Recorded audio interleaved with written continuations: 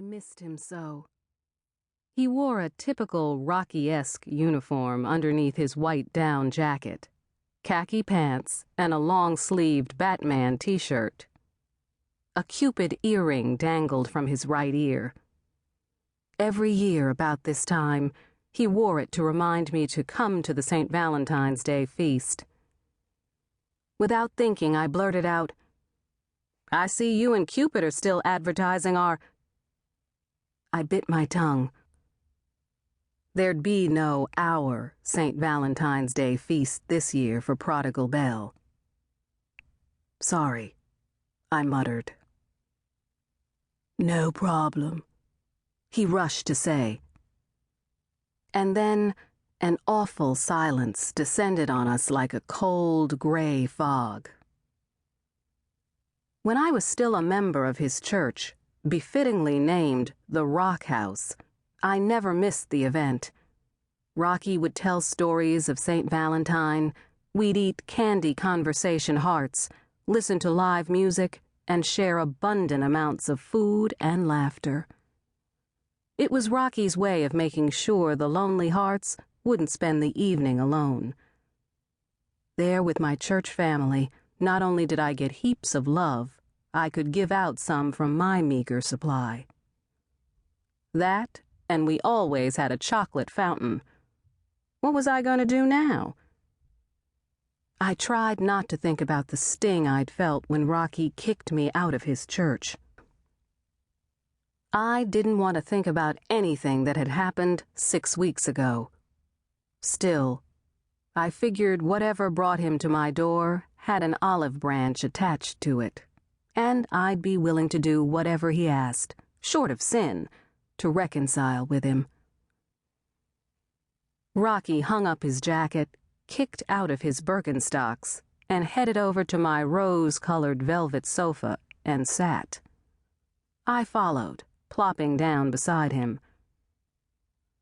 "So, what's the offer, Godfather?" He stared at me.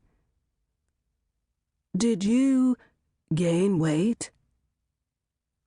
Because I know it's rude to kill your loved ones, I let that one slide and gave him a polite smile. But I did grab a mudcloth throw pillow to cover my expanding waistline. "So, what's the offer, Rocky?" He gushed in a most ungodfatherly way. "I want you to go to a meeting with me. It's only going to be the way coolest event you've been to in forever." I cuddled the pillow and eyed him cautiously. He didn't mean the Valentine's Day feast. I braced myself.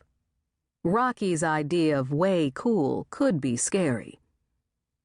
"Can you be a little more specific?" He didn't answer, just reached out and touched my hand, rubbing his thumb across my knuckles. "I really missed you." Oh, man.